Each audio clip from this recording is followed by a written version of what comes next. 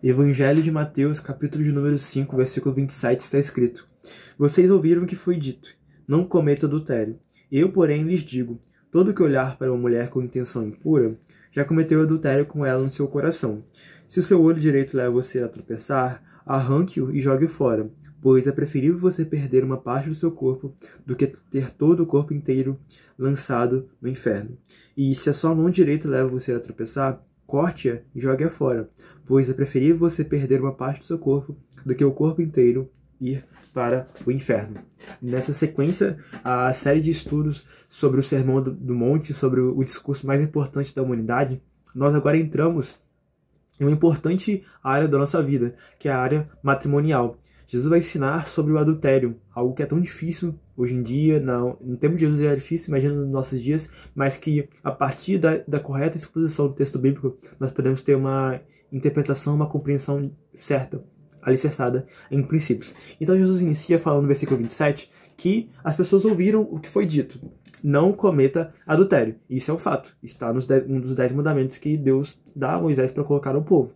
E isso é verdade, não cometer adultério. Contudo, Jesus vai aprofundar ainda mais esse princípio de não cometer adultério, porque quando nós entendemos aquilo que é revelado nas Escrituras, nós podemos falar sobre a revelação progressiva. Deus se revela de forma progressiva ao longo do texto bíblico até que Jesus chegue e traz o pleno cumprimento. Então, algo que eu posso trazer e que eu achei de muito fácil para o meu entendimento é aquilo que a família de Jesus Cop coloca em uma série de ministrações e pregações sobre o Sermão do Monte. E uma dessas pregações sobre o adultério, essa parte que nós estamos falando aqui, vai ser dito nessa ministração que é como se Deus falasse para o seu filho. Então imagine que nós temos um filho que insiste em colocar o dedo na tomada. Nós, como pais que são responsáveis, vamos falar: não coloque o dedo aí, você vai se machucar. Ponto. Nós só iremos falar isso. Porque de nada adianta nós falarmos: filho, não coloque o seu dedo aí, porque você, ao colocar o seu dedo aí, você vai ter uma série de eventos físicos com a eletricidade que é gerada na descarga dos fios e tudo mais. Não vai adiantar, porque o filho não tem maturidade ainda para ouvir isso. Quando o filho crescer e puder ter essa capacidade de entender a física, a eletromagnética, então ele vai poder ter explicações mais desenvolvidas a respeito disso. E aqui Jesus e Deus trata da mesma forma com seus filhos. Primeiramente ele vai falar: não cometa adultério. E depois Jesus vai trazer o pleno cumprimento, a explicação correta. Assim como o pai depois vai falar para o seu filho por que ele não deveria colocar o dedo na tomada, então aqui Jesus vai nos falar: na verdade, não é apenas não cometer adultério. Existe algo mais fundo ainda, algo mais profundo. E o que é esse algo? Está no versículo 28. Eu, porém, lhes digo: todo aquele que olhar uma mulher com intenção errada, uma intenção impura. Então agora não é apenas aquilo que nós fazemos com nossas mãos, nós apenas cometemos com nossos órgãos sexuais. Na verdade, aquilo que nós pensamos em nosso coração, aquilo que nós alimentamos em nossa mente, em nosso ser.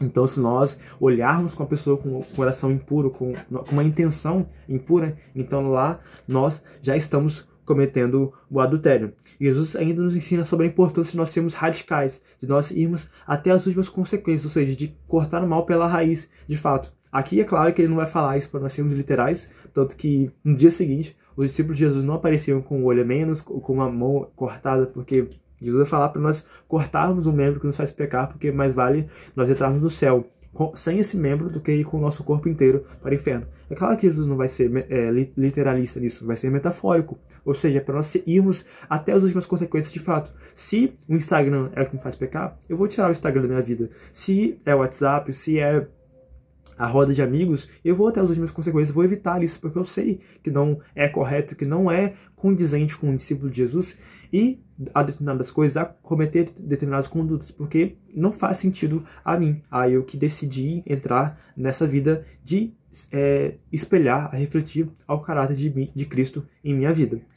Nós podemos prosseguir então no versículo 31, que vai falar sobre o divórcio. Se no versículo 27 e 29 nós vemos sobre o adultério, agora nós falaremos sobre o divórcio. Também foi dito: aquele que repudiar essa mulher deve dar-lhe uma carta de divórcio. Eu, porém, lhes digo: quem repudiar essa mulher, exceto em caso de relações sexuais ilícitas, a expõe a se tornar adúltera.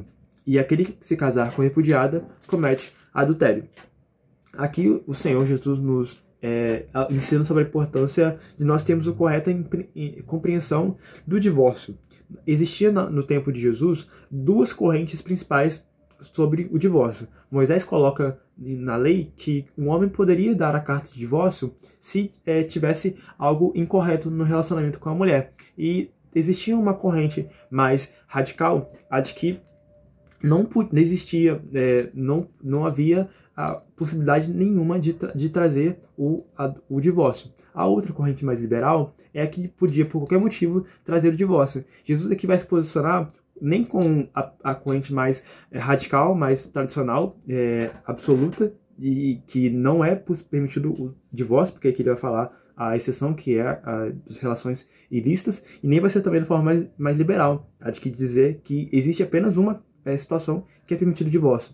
Que Jesus vai trazer a plena intenção, a plena compreensão daquilo que Deus coloca a respeito do divórcio. Porque assim como nós podemos compreender em Gênesis que o homem se une a uma mulher apenas e se casa com ela, se torna uma só carne, também Jesus vai falar aqui que aquilo que Deus une não convém ao homem separar. Então, quando nós entendemos a respeito do divórcio, Jesus vai falar que a única causa que pode permitir ao divórcio é a relação sexual ilícita. E aqui, no original, que foi escrito em grego, é a palavra porneia, que significa tudo aquilo que é uma imoralidade sexual, ou seja, aquilo que é um padrão de comportamento sexual que não corresponde aos princípios bíblicos.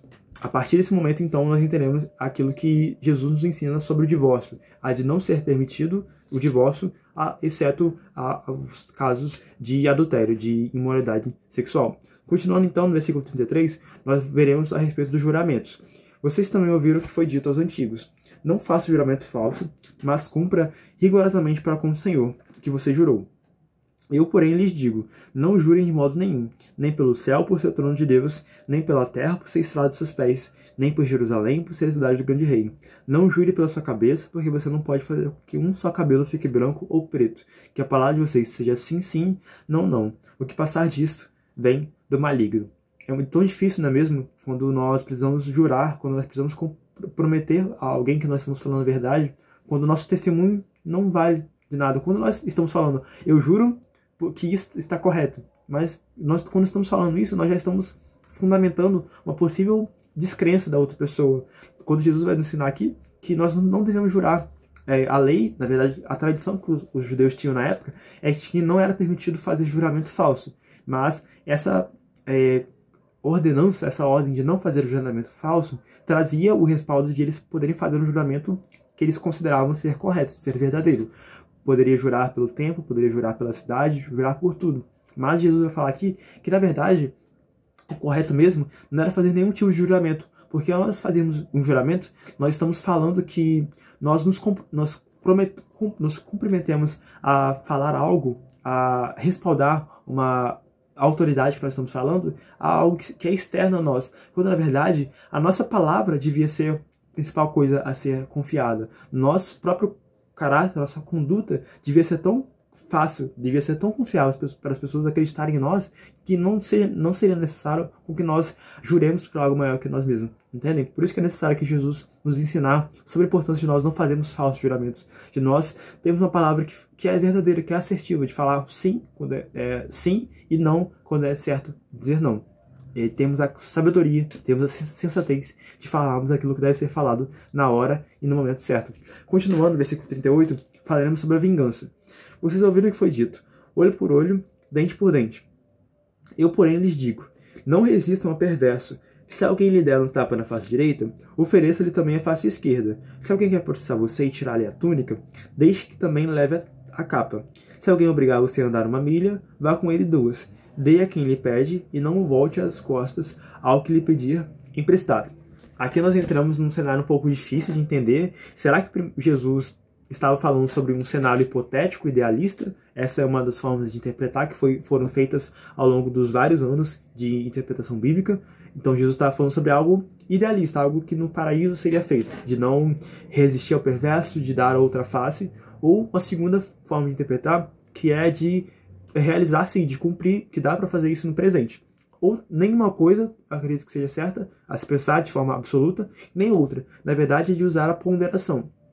Aqui Jesus vai falar para não resistir ao perverso, É claro que Jesus não vai aqui abolir as formas que nós temos de organizar a polícia, de ter a defesa militar, tudo. É claro que Jesus vai defender isso, porque existe a questão da proteção à vida. Na verdade, que ele vai falar sobre o princípio de resolver problemas, de não deixar com que um conflito, com que uma contenda evolua. Quando alguém decide brigar conosco, a melhor forma que nós temos de cessar esse conflito é não resistir, é não deixar que esse conflito desenvolva até que o estopim estoure, sabe? É ter a sabedoria de não resistir ao perverso. Jesus aqui vai aqui nos ensinar sobre não nos vingarmos, porque a vingança pertence ao Senhor.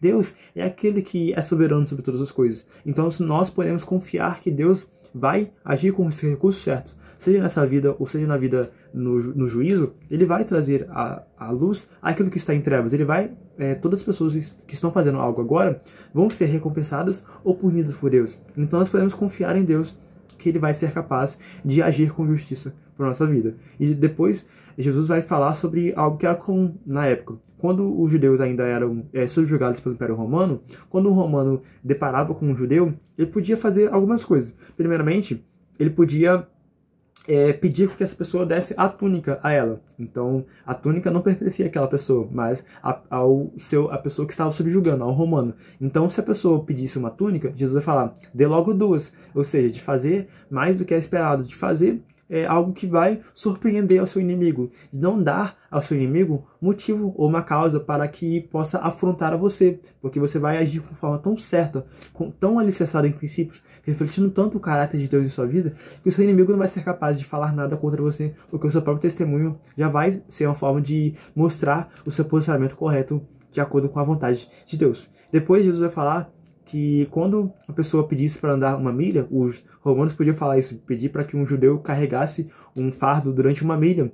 Jesus vai falar, não, carregue 2 milhas. Ou seja, ser capaz de fazer, mais uma vez, aquilo que vai surpreender o seu inimigo. De não dar ao seu inimigo motivos para os quais você possa ser afrontado. Na verdade, você ser tão bom, ser tão capaz de refletir a luz divina em sua vida, que o seu inimigo vai precisar confessar que você realmente é uma pessoa que faz aquilo que está escrito, que faz algo que não é contrário ao que você acredita, que você professa em sua vida.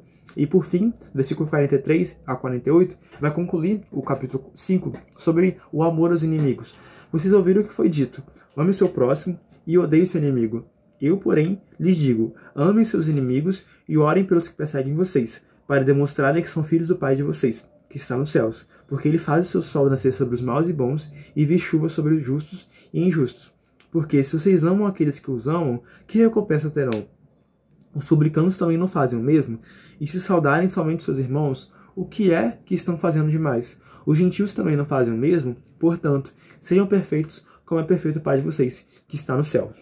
Aqui o Senhor inicia falando algo que era comum a ser ouvido. Notem que Jesus fala que vocês ouviram o que foi dito, e não vocês leram o que está escrito. Porque em nenhuma parte da lei vai estar escrito, ame o seu próximo e odeie os seus inimigos. É claro que aqui foi uma tradição, algo que os judeus traziam como uma tradição religiosa para fazer. Com o meu próximo, com o judeu, eu vou amá-lo, eu vou fazer aquilo que eu desejo que seja feito comigo. Mas com o meu próximo, com o gentil, alguém que não é do povo da aliança, eu vou odiá-lo. Mas Jesus vai falar que não, gente, não é o princípio da lei. O princípio da lei é amar o seu inimigo e orar por aqueles que perseguem vocês. É fazer o seu próximo aquilo que você deseja que seja feito a você. É você amar, não um sentimento bom, porque o amor bíblico não é um sentimento, mas é um mandamento. Não é uma emoção, um afeto, mas é uma ação, é um compromisso de fazer com o outro aquilo que nós desejamos fazer conosco. É de agir com bondade, ainda que a pessoa faça mal à nossa vida. Porque nós fazemos isso, nós demonstramos ao nosso Pai, demonstramos o amor do Pai, no nosso Pai que está nos céus, que faz cair o sol sobre os justos e injustos e a chuva também sobre os justos e injustos. Porque se nós, pensem bem, se nós fazemos bem apenas aqueles que fazem bem para nós, qual que é a nossa diferença daqueles que não cumprem princípios, daqueles que não agem de acordo com os princípios da palavra? Nós vamos fazer a mesma coisa, porque as pessoas vão agir de forma recíproca, só irão fazer aquilo que é feito com elas. Mas quando nós evoluímos a nossa mentalidade, quando nós evoluímos espiritualmente, a ponto de nós fazermos aquilo que o próprio Deus fez, de não agir consigo mesmo, pensando nos seus próprios interesses, mas abrindo mão de si mesmo, para que, amando a nós, se entregando por nós, nós pudéssemos estar em vida com Ele, nós podemos também fazer o mesmo com os próximos, com nossos inimigos, amá-lo, abrir mão de nós mesmos, sacrificarmos, para que assim nós possamos ser perfeitos, assim como nosso Deus, nosso Pai, é perfeito nos céus. Então, eu concluo agora o capítulo 5 do Sermão do Monte, do Evangelho de Mateus. Eu espero que você possa ser edificado, possa crescer espiritualmente, intelectualmente, curtir, comentar, compartilhar, escrever, para que mais pessoas também possam ser alcançadas por essas palavras de sabedoria.